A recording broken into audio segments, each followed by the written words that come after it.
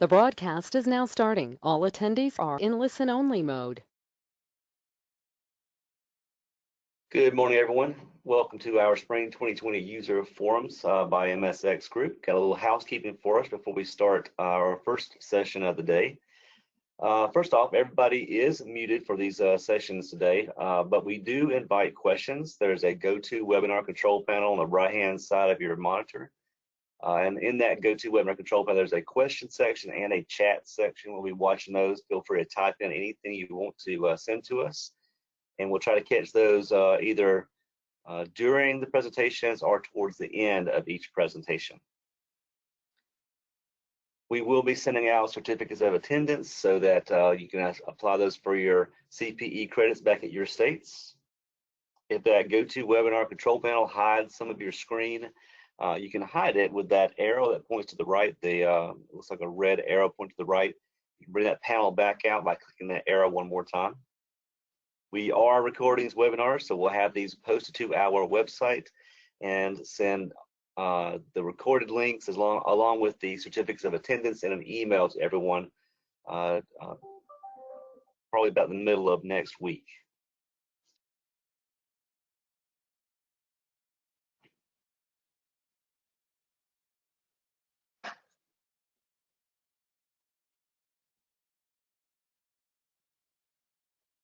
So we have had 2 days of user forums. This is the day 2. We focused on Prospero reporting and Prospero budgeting. We have a full day of sessions for everyone. Yesterday, if you joined us for that, that was focusing on Management Reporter and Microsoft Forecaster. We had those sessions recorded, and we'll have those on our website as well. We're going to start off the first session today with Derek Krebs. And Derek, I'm going to let you switch over to your screen, and I'll turn it over to you. All right, thank you, Noah, and good morning, everybody. And Noah, let me get a quick confirmation that you can hear me and secondly see my screen. All right, I'll assume all is well. Let me know if not, Nick or Noah. Also, it's good, Derek. Co-hosting today's session. All right, thank you very much here. All right, well, definitely thank you for taking your time out today during these sort of crazy times, but we want to be productive and give you some nice product information, tips and tricks. So we have a full day ahead of us. There's going to be 5 sessions that I'll, again, briefly outline. I'm going to start this first session with a nice high-level overview of the Prospero reporting and budgeting. Then we'll have 2 sessions devoted to some of the reporting basics, how you create a report from scratch and even beyond that. And then this afternoon, we'll focus on the budget side, both maybe from an end-user budget entry perspective and how to create and maintain some of these budget templates. So welcome one and all. I'm only going to go through about maybe 3 to 5 minutes in PowerPoint, but the bulk of the session is going to be inside the product, which I always favor as well as both a presenter or attendee on this list. Let me further introduce myself in the MSX group.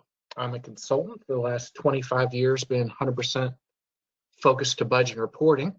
And our entire team at the MSX group, we started about 10 years ago, but prior to that, dating 25 years ago, our entire staff began at FRX Software, where we had an excellent reporting tool. Then we also acquired a budgeting tool, Microsoft Forecaster, and we worked internally at Microsoft and FRX for about 13 of those 25 years. And the last now 12 years as the MSX group. So nice things about this, one, me being a consultant, I get to see all of the different customers, clients, industries, and reporting and budgeting scenarios. And thankfully, the Prospero product is such a user-friendly, nimble product to accomplish almost any of those reporting and budgeting needs. We'll definitely shed some light on some real-world cases, not only in this intro, but throughout the entire day. So I hope you can stick around for that. Just to repeat, we'll be also recording these sessions. We'll put it out on our website toward maybe the middle of next week, along with CPE credits. So we'll be sure to share those with you. My agenda for this first session, we have a mixed bag of attendees, one of our largest groups here, of both existing customers and additionally some prospective ones. So again, I'd like to welcome one and all. And there might also be some beginner users versus intermediate. So we're trying to make everybody happy with some of that material, and even some experienced users. They're like, oh, I didn't know you had that ability. So hope you'll gain some nice, valuable tips and tricks throughout the day. As I begin an overview of this product, I like to start reflecting upon some of the past history, some of the bad things, meaning where were there some inefficiencies and product shortcomings. So I'm going to go through a couple of slides, and that's really going to set the stage for where we've listened and learned all of these years of what would be excellent improvements to the budgeting reporting tool. And by all means, this is going to be a nice little interactive session wherever possible. So please take advantage of that question log we'll be monitoring throughout the session. We usually devote the last, let's say, 5 to 10 minutes of each session for a more open forum Q&A, but definitely we encourage you to submit your questions along the way. That way we can sort of monitor that, perhaps reply to everybody or sometimes individually. So don't be shy out there. Okay, for those people that are not so familiar with Prospero, especially some of the newer prospective customers, it does handle both sides of the fence, meaning both reporting and budgeting / forecasting, which I sort of call those synonymously, especially during these challenging times where we might need to be a little bit more scrutinous of our upcoming budget funds and revenue levels. So this is going to be an excellent avenue and tool to help you do so. An analogy I always like to use is, hey, if I diet and exercise, I'm hopefully more physically fit, and then I can personally attest that those companies that report and budget or forecast more frequently, they are usually more financially fit, holding to their top line revenue figures and bottom line profitability. So I'm always a big encourager, instead of budgeting, let's say once or not at all, like once a year, yeah, use it quarterly, even monthly. These tools are going to give you some nice little ways to do that. And later sessions today, we'll be focusing on some of those budgeting elements in different forecasting scenarios. Let me also clarify, from based on our history, the same people that brought you FRX, Forecaster, and Managed Reporter, meaning the same development teams, consulting staff, support teams, we, yes, have had all those years experience, which means, well, translated another way, we have all that domain expertise.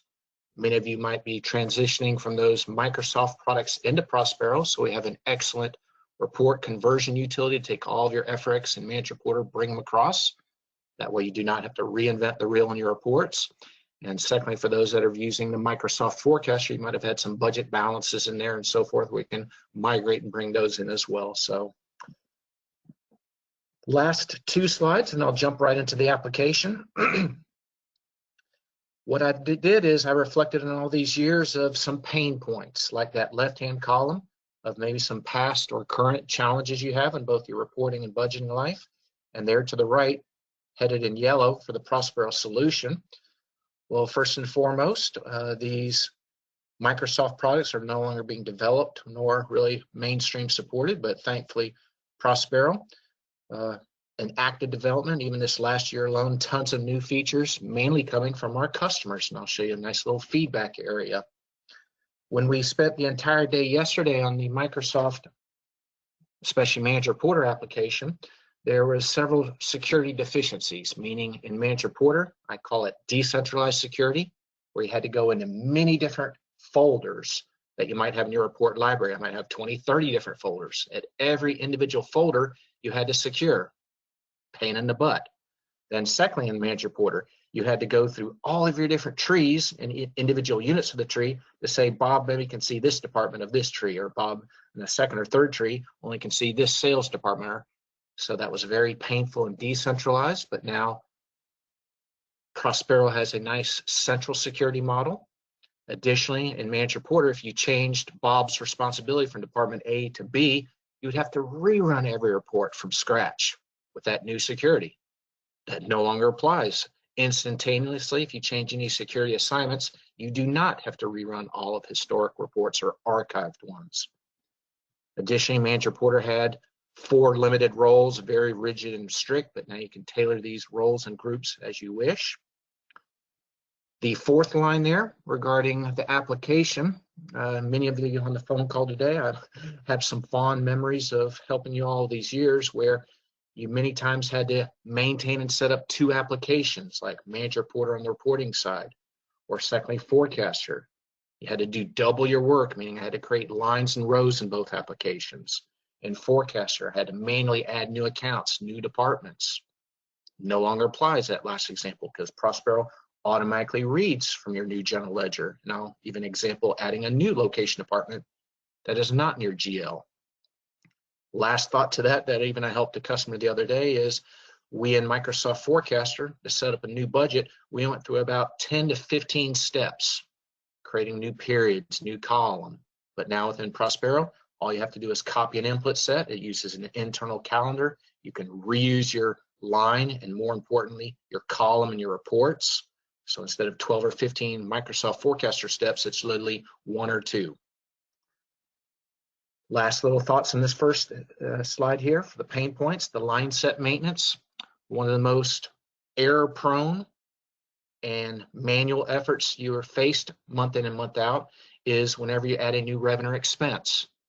In the old Microsoft Manager, Porter, FX, and Forecaster, you had to hopefully remember all of the different reports and budget templates to add that to. So now in Prospero, we have what are called summary accounts and summary departments, like an account called total expense, might be my range of accounts 6,000 through 999. I can then automatically explode to see all those accounts, which means again, I do not have to change my roll-up tree nor my line set as new accounts get added, using again what's called the expand feature that I'll repeat in just a moment in the application. This sixth line, I'm remembering the good old FRX days where you had maybe about 3 or 4 outputs in FRX, right, to the viewer, secondly to the printer, or third to Excel.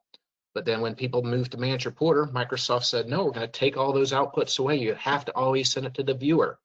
It stunk. Why are you going to take stuff away? So what we've done is we brought that back and even more, the viewer, Excel, PDF, and printer. So those are customer asked items that we're definitely able to add. And final slide before getting to the product. I love pictures where they say speaks 1,000 words of your financial data. So you can take any report looking at it graphically or through a report view. So you even can drill in and interact with that graph, which you never were allowed to in Forecaster. It never had graphing. And Manager Porter has very lame, only a single row or single column, and I never use it in Manager Porter since it's not really user-friendly or applicable. Versus, yes, Prospero, you can multi-dimension your graphs and drill in. Speaking of drill in, I always love analyzing the data instead of processing it.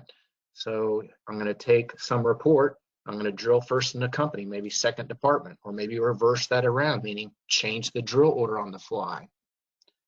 Ninth item, every time you generated a Manager Porter report, it stored every single version. Many times management got reports I did not intend them because, oops, I'm just doing preliminary reports. I have to jump through extra steps in Manager Porter to run reports without them seeing.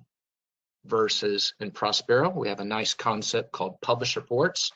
That way I'm going to run one single report for every company, department, location, run it just once, maybe an individual report, or better yet, how about a report group or report collection I can run for multiple reports all in one fell swoop, and they only get to see what I've published to them. Statistics, I'm always a big fan of, yes, both general ledger data to compare, let's say, budget and actual to, but for non-GL data. A few examples to non-GL data might be units sold, head count. Or how about, let's say on the budgeting side, I want to budget down to the employee or position, or for some new capital items, or for maybe some new products or salespeople. That might not be a segment in my general ledger. By all means, we can include that inside Prospero.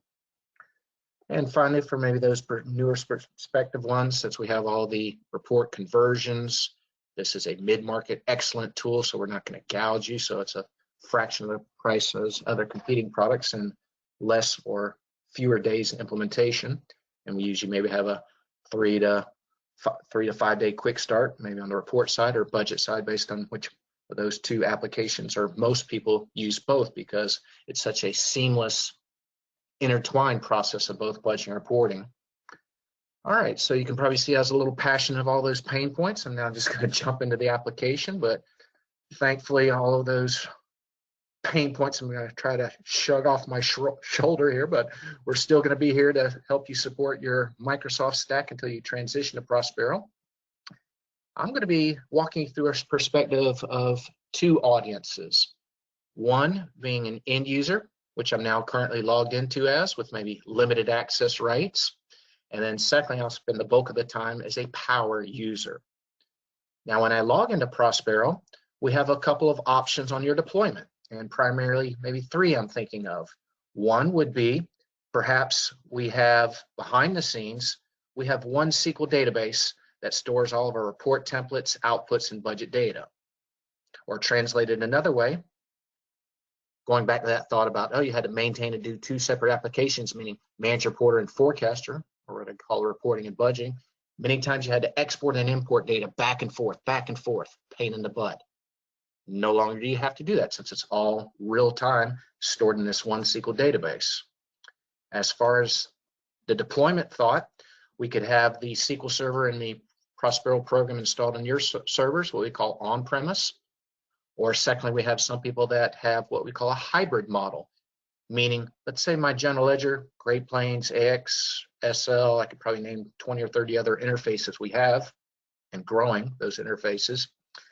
Maybe I have a third-party provider that's hosting my, let's call it Great Plains or Solomon database. Well, we have that hybrid model where you might have the Prospero database and client on your server, but you're maybe tapping into your Dynamics or whatever GL that's hosted by a third party. And finally, you might have it all hosted by Prospero MSX group on what we sort of call a cloud or web environment. And a little quick IT thought or note is you have two ways to log in. Most people use Windows Authenticated User, meaning, hey, IT loves hearing that. I don't have to maintain or set up separate user IDs and passwords, or I could use standard authentication where I can create some generic user like Board of Director A, B, or Banker 1 or 2 that might not be on my network or Windows Authenticated User. I'm logged in now in the background as one of my end users, what I'm going to call manager number 1. And immediately when they log in, typically we have a user-friendly quick launch area that you can tailor accordingly. So looking at this column here called reports and charts, how about each month? I'm going to now role play on the CFO. All of you 70, 80 people attending the call today, let's say you're all my managers in the field, and I sent you a little email saying, okay, I just did month-end close. Go ahead and log in and see the latest, greatest. So when you do so, here might be report number 1, my actual versus budget report. Or down here, I'm going to call this report number 2, perhaps a rolling 12-month report. And when I open up this report, it's going to open up what we call the latest, greatest published report. Now, usually it remembers these settings, but what I have is the administrator logged in behind the scenes that has more and different access. And in our demonstration company, I'll be walking you through the entire today where we have multi-company, like 2 or 3 companies like for US, Europe, but this user only has access to 1 company. Or secondly, for the location, same type of story, where this user is located in Denver, and when we look at this pick list of location, what we call their security assignments, they only have 1 location available to them. Or finally, this person is in charge of all departments in that location. So frequently, I like to look from the top down, meaning I'm going to begin this analysis looking at all my department P&L for this location I'm in charge of. This is what we call a list view of our departments, like department 1, 2, 3, etc. Well, here in the lower left, I also can use trees to view that data. Now, this tree is what we call the all tree. I love this because without having to do anything, meaning out of the box, we automatically create this tree called all, and then we automatically maintain it. So as new departments get added, this tree automatically gets updated. Versus some of the other painful ways to paint that horror picture again for you. You had to manually, let's say, add departments accounts in Microsoft Forecaster. Or when you added a new department in your manager reporter trees, you'd always have to go update and remember which trees to have to impact and update. So no longer the need in this all tree. And even you can create your own customized trees, which we'll be sharing with you throughout today.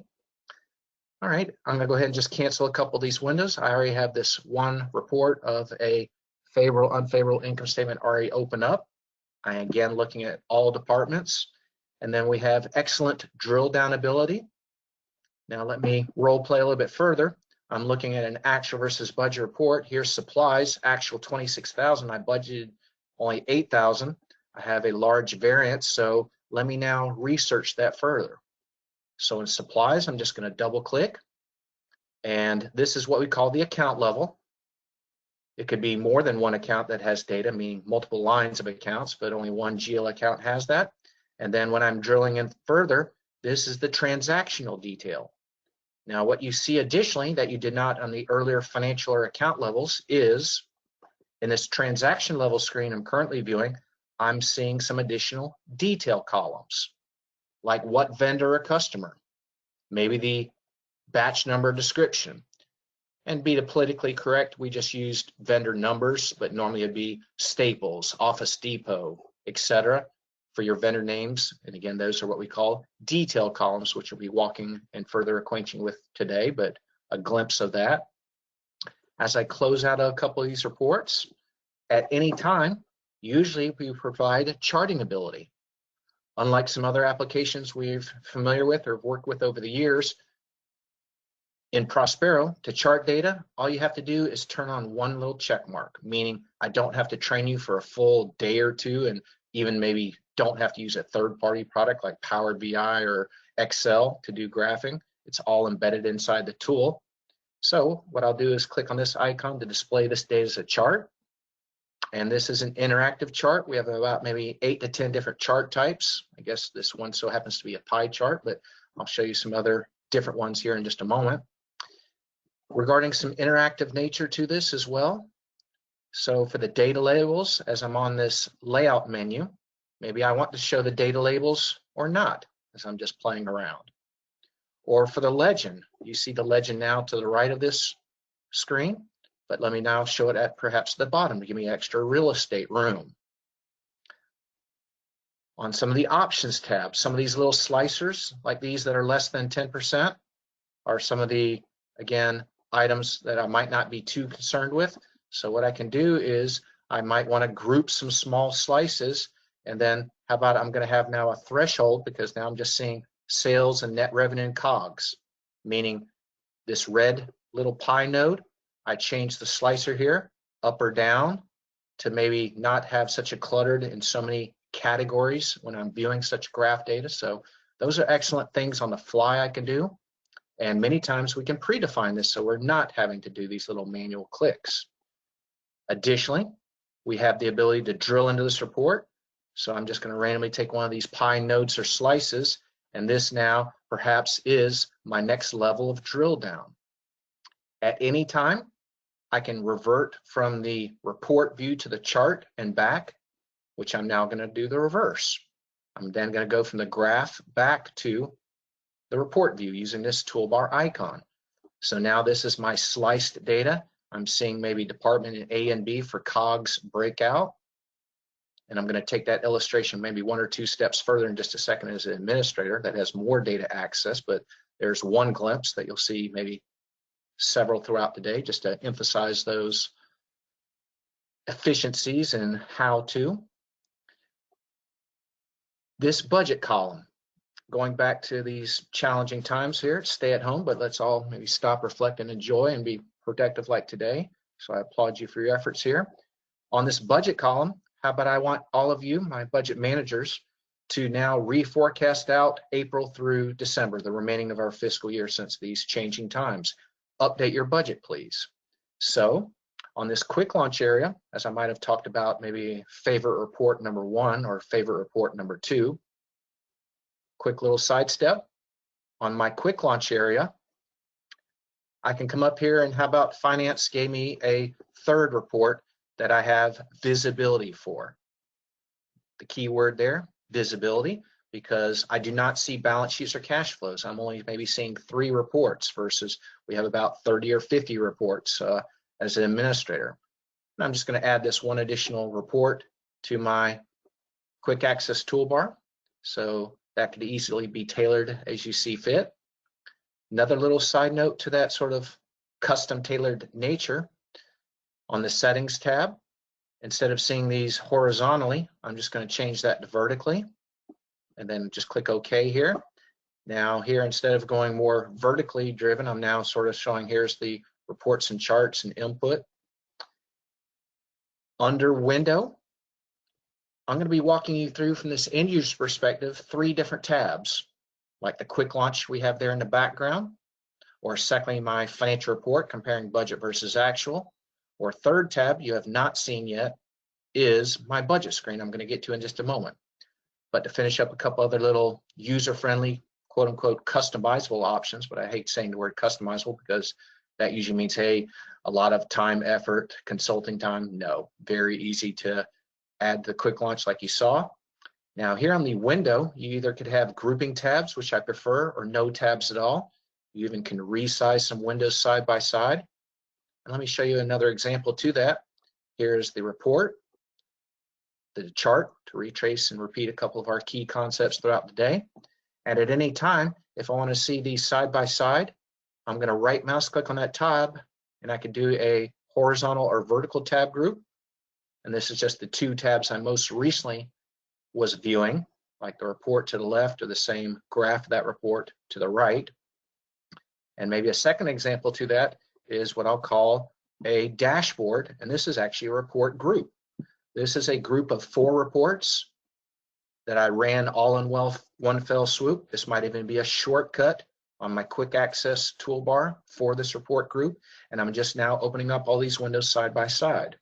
So here's an example, this bottom left little report or node of my dashboard. I'm going to expand it and same type of thing. I'm going to display it as a chart. However, this time, maybe instead of up high, it is a columnar view. And then I could further go and drill into that as we see fit. Let me return back to my end user. And for our budget, this tab, Derek, the controller, wanted me now to update my remaining budget for the year. I don't have to jump into another application. I'm now real time.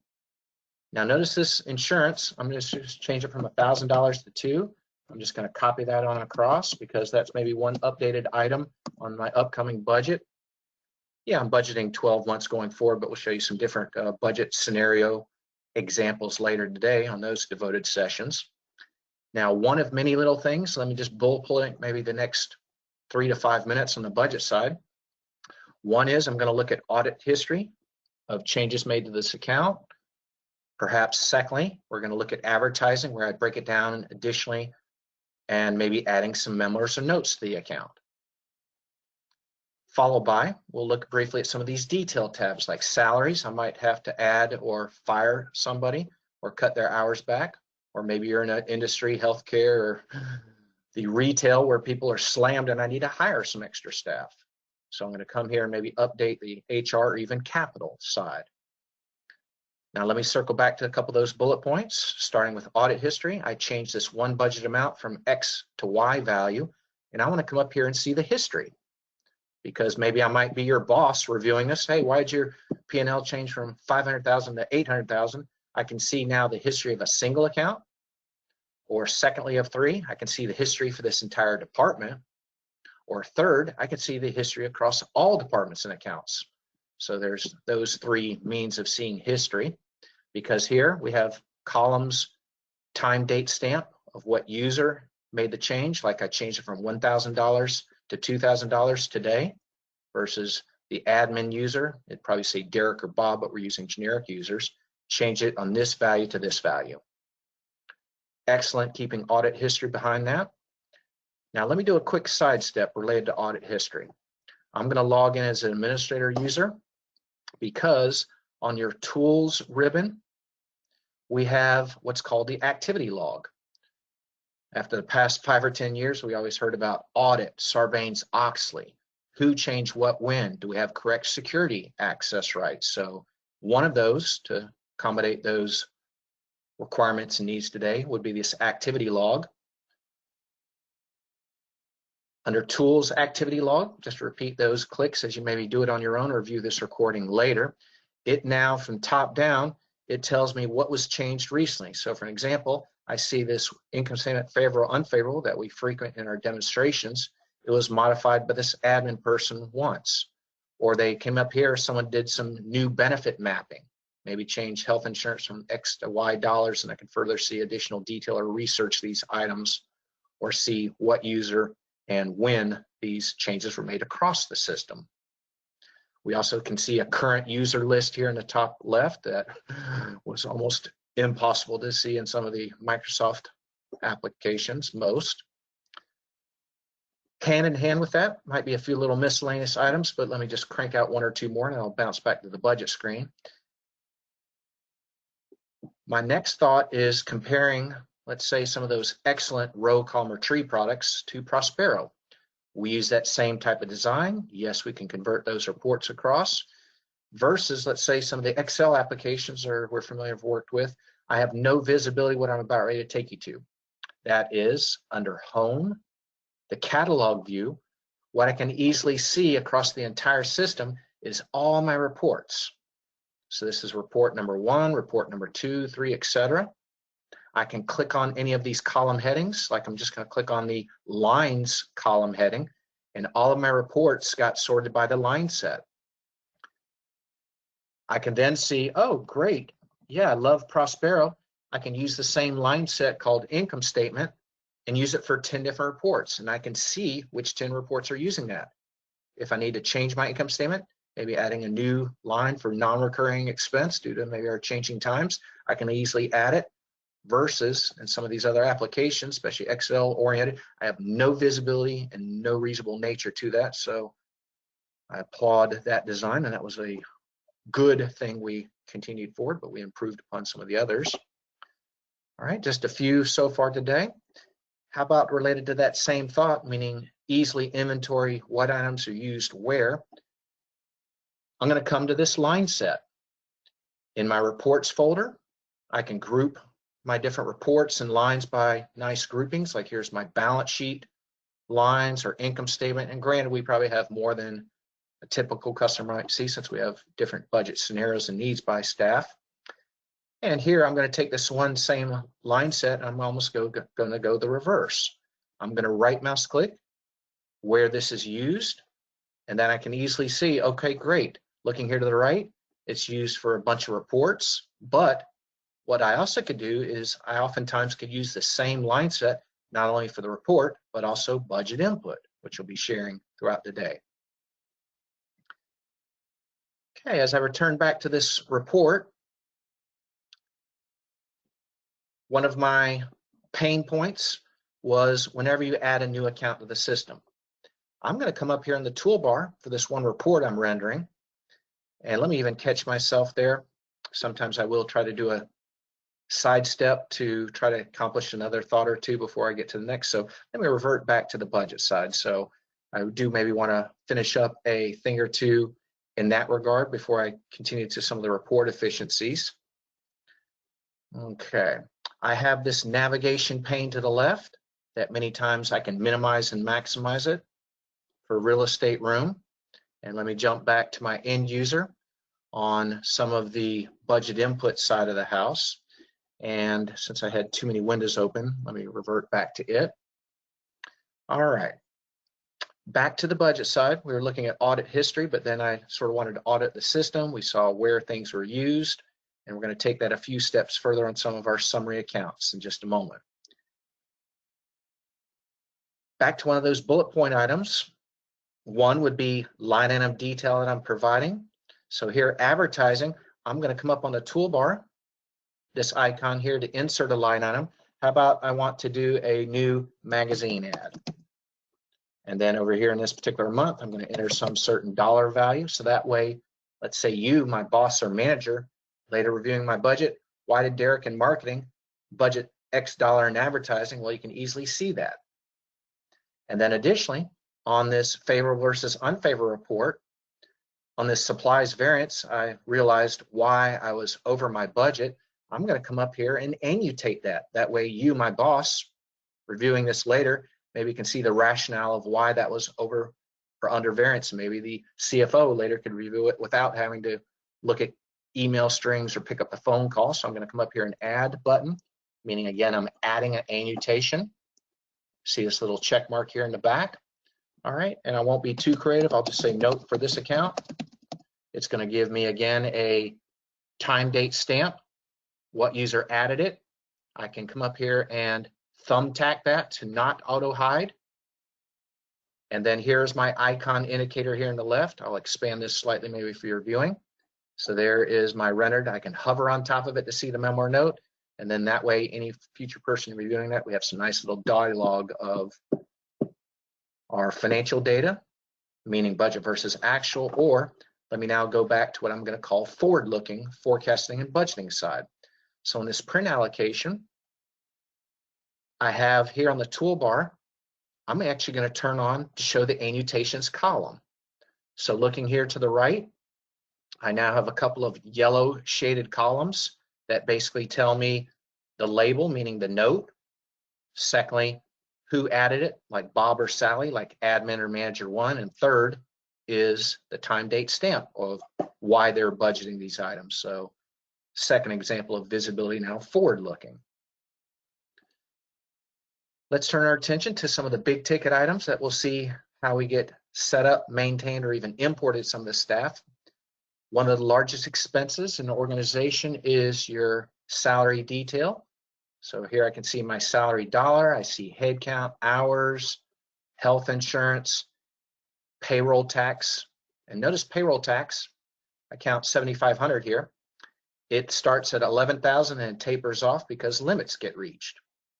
On the HR tab, regardless of how many employees that you have, let's call it 300 in our organization, I easily can import that in by name or position as my starting point.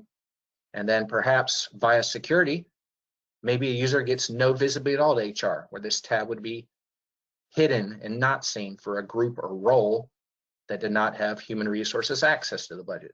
Same story for capital, and I could probably rattle off several other granular security items that you'll see throughout the day. I'll probably just stop on that, but we have a lot of things of full-time equivalents, meaning salary hourly when they start and end. They even break this out by month, bonus, overtime, different benefit designations here to the right. I'll reserve that for some later items. Capital. How about we need some new furniture, need some new IT hardware or software. So I can come up here in the budget, identify those of when I'm acquiring it, how much and how many that I need. Like this example, maybe I'm going to have 5 new hires.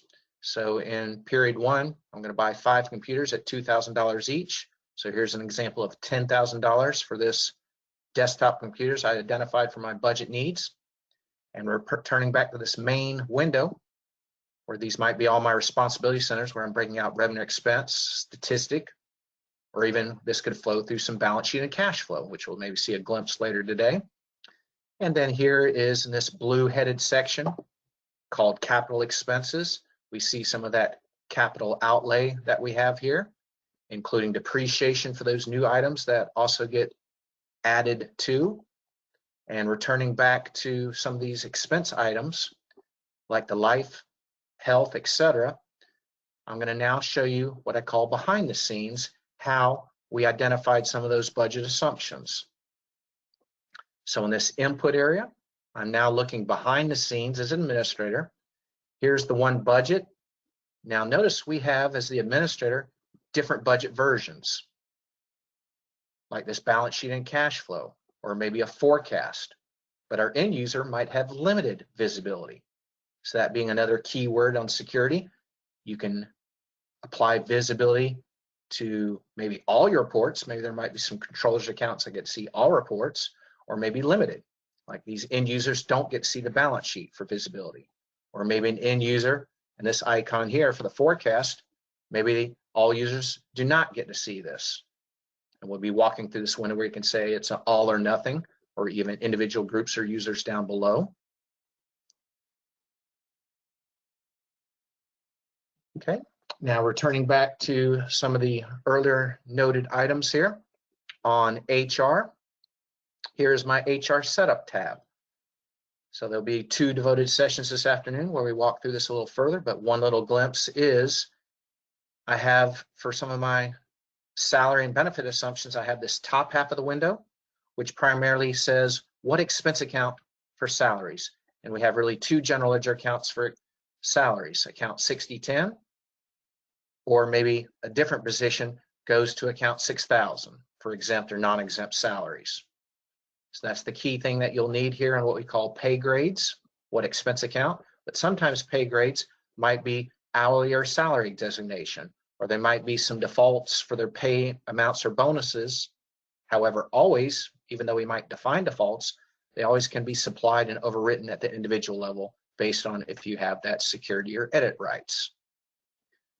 The bottom half of this HR setup window versus I have sort of horror flashbacks and some other tools where I have to spend 2 or 3 days to do some customized Excel formulas where, nope, Prospero has a simple table.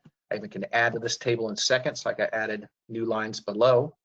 And benefits in general, as defined on this screen, could either be a percent of salary with a limit or without, like the bottom line for Medicare. Or instead of a percent or rate of salary, there might be some health insurance as examples or other benefits that's a fixed rate per month that they work. And then over here to the right, we have maybe 3 columns, what's called state health workers comp. I can come up here and add a 4th or 5th column.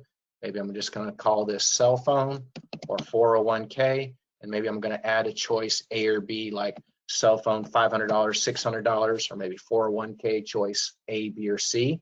And then that's why we saw on this one example here in the background, like for our state taxes, our MSX group, we have probably employees about maybe 7 to 10 states. So Derek resides in California. That way, when I import Derek, maybe my 300 people in my budget start, does not matter what payroll system I'm using. I might simply have a column for what department Derek's in, his name, how much he makes. I can import that all in. And maybe one additional column might be a state of California versus we have majority of our support team in Colorado and New Jersey.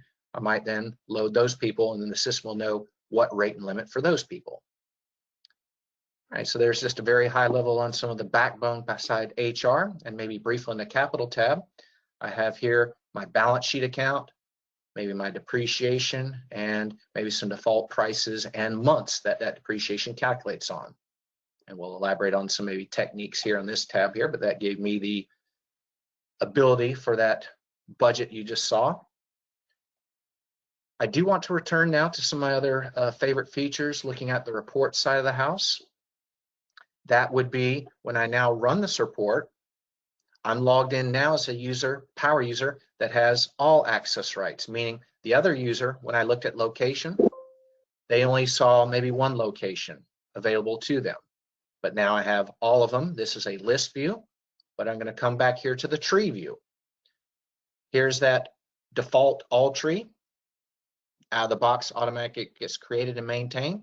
However, there might be needs that we might have a regional tree. Excuse me, I meant to say divisions just then. Here's maybe my sales and operations, maybe some different groups beneath it. Or here is my geographical tree.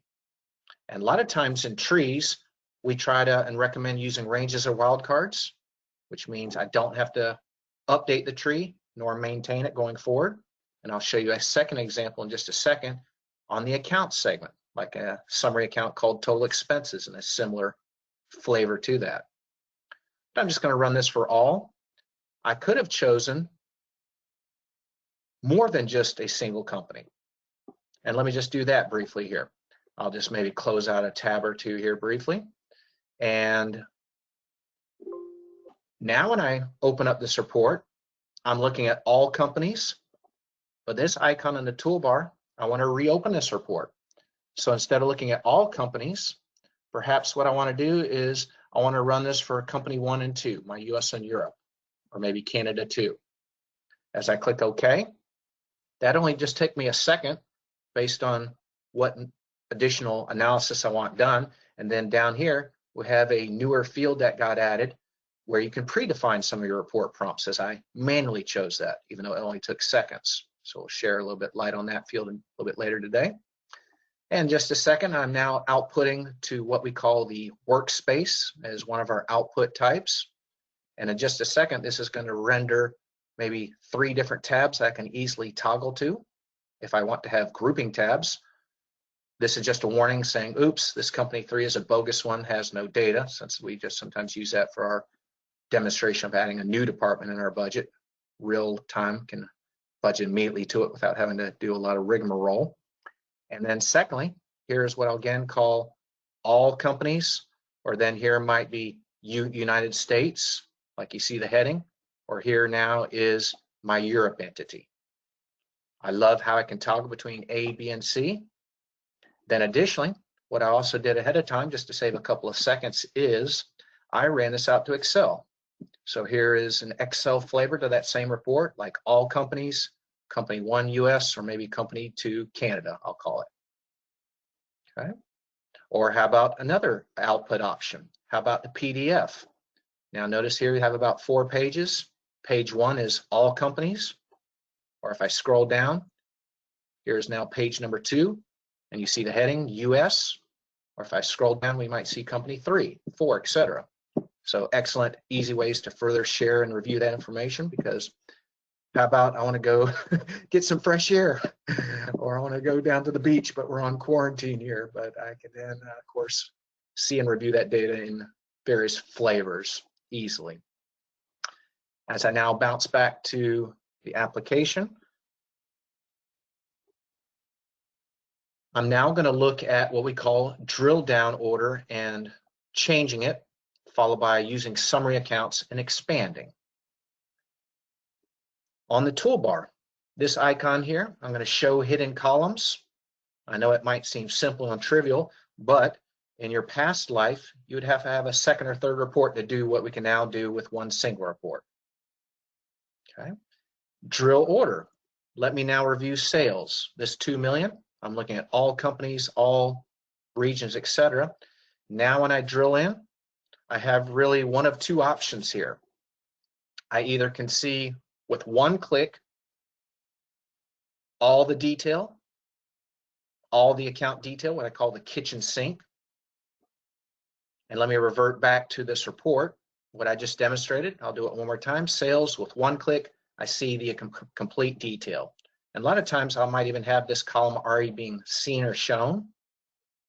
But the second option, and what we call account level detail, is on the options of the report. I demonstrated one of 2 options, what's called account level detail, which means one click, you see everything. But many times I prefer reporting tree levels, meaning when I drill in, you can below define my drill order. My preferred drill order that I usually analyze my operations in might be from top down, company, that's my largest hierarchy and grouping, then maybe the locations within, maybe third, the individual departments within each location.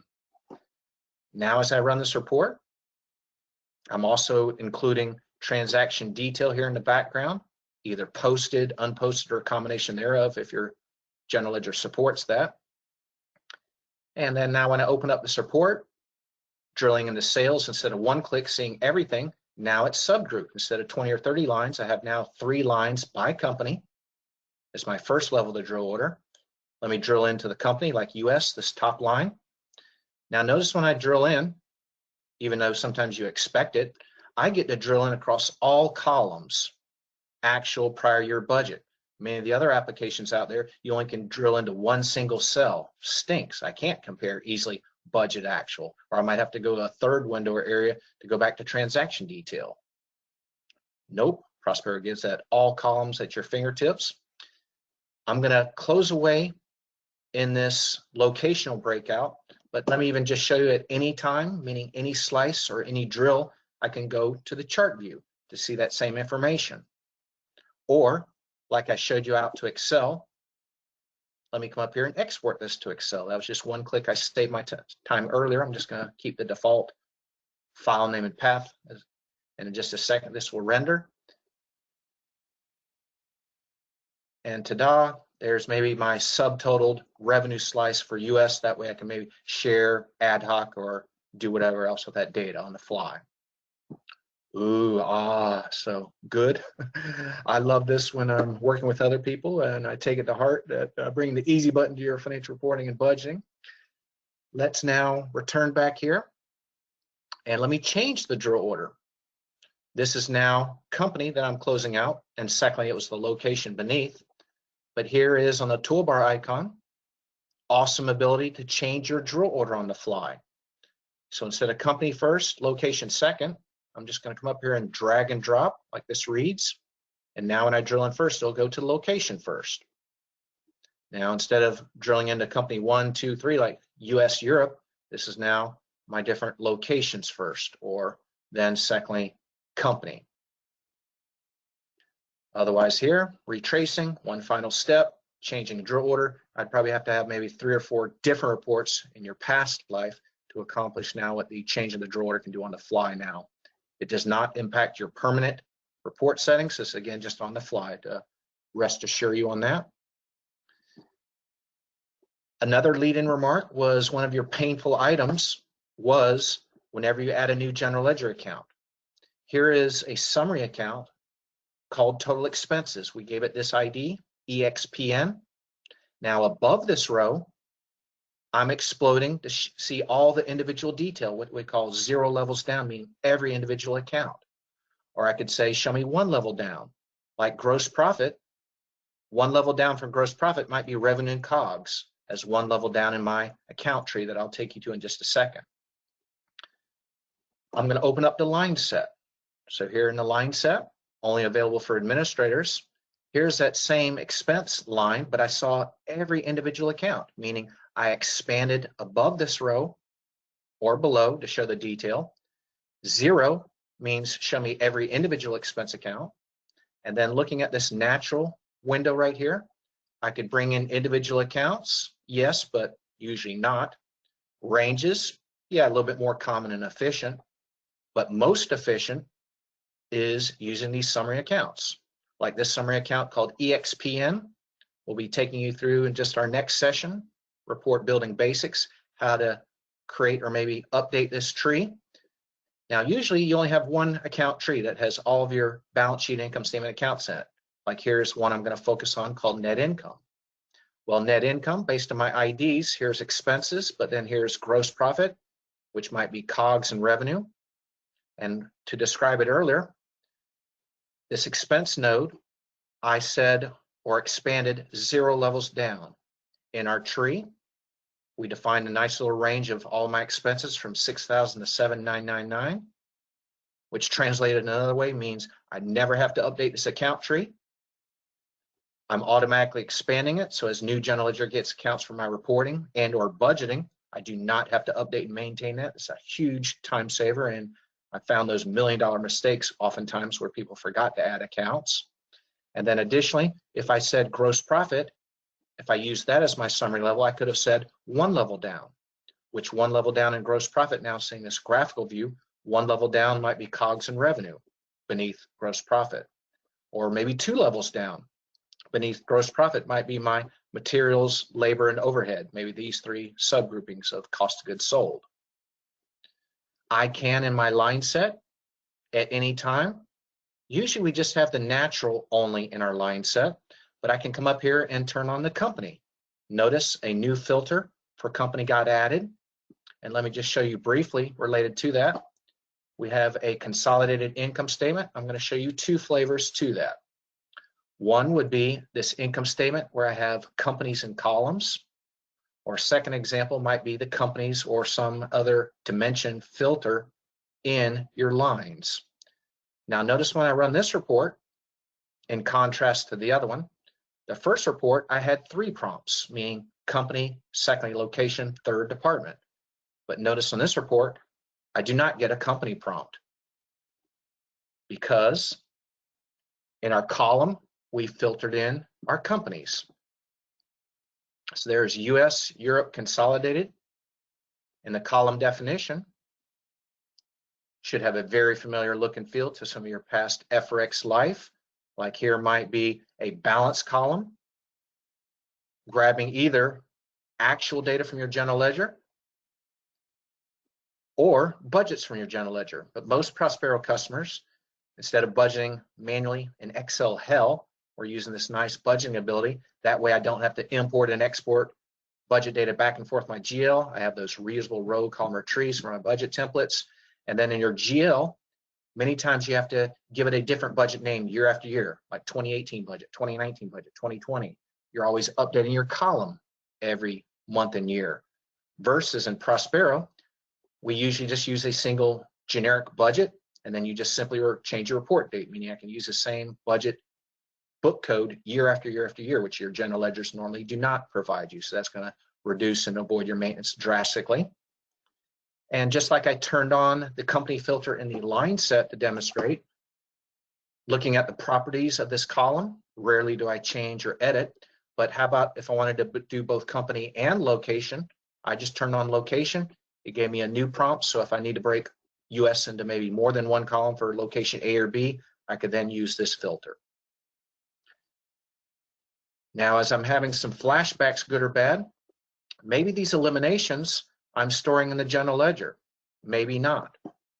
Well, in this elimination, let's say this is a new entity I acquired and we have not gone through our full-blown general ledger implementation. However, this company number 9, I actually imported that data because maybe my eliminations I'm not storing in the general ledger, or maybe we acquired that company as 2 common examples.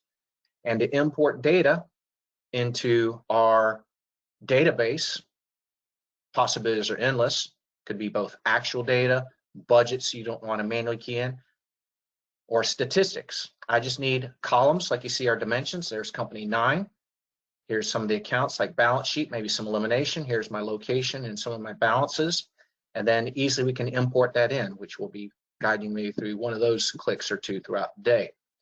So possibilities are endless. That way now I have a real-time report of my different entities as I go now full circle back. Okay, as we start to wind down the session, I'll maybe try to wrap up the last 5 or so minutes with any questions, but if we do have any, many we're probably going to politely say, oh, we're going to field those questions in detail in some of our next sessions. But how about those monitoring the question queue? Can you let me know if there's any I could help with?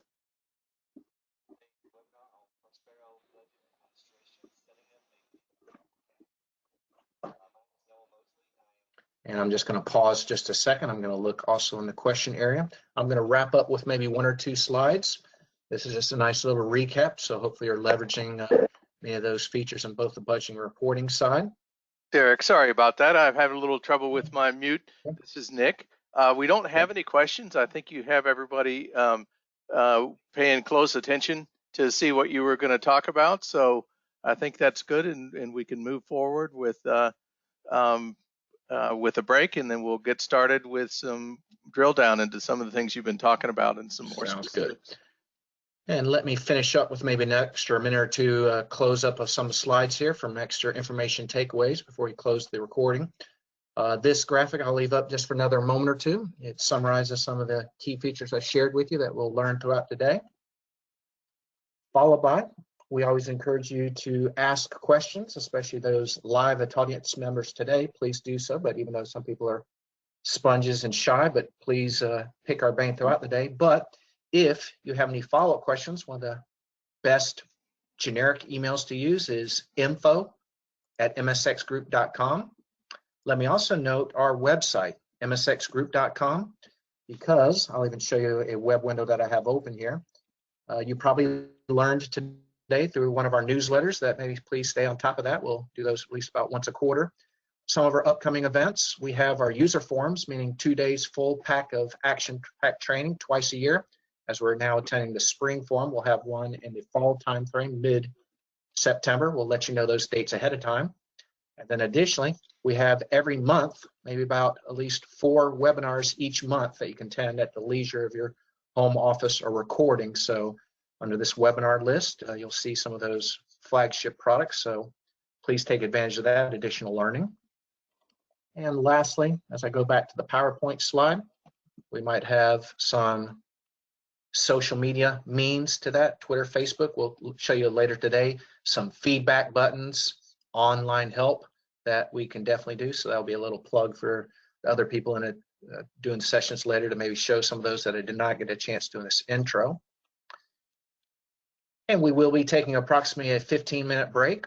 This was that session number 1 from 11 a.m. Eastern to 12 noon. So our next one starts at approximately 15 minutes time, starting at 12:15 Eastern. So thank you. Hopefully you can stick around. We're going to keep this session all running. So you feel free to break away. And the next session, again, will start at 15 minutes past the hour. So see you then.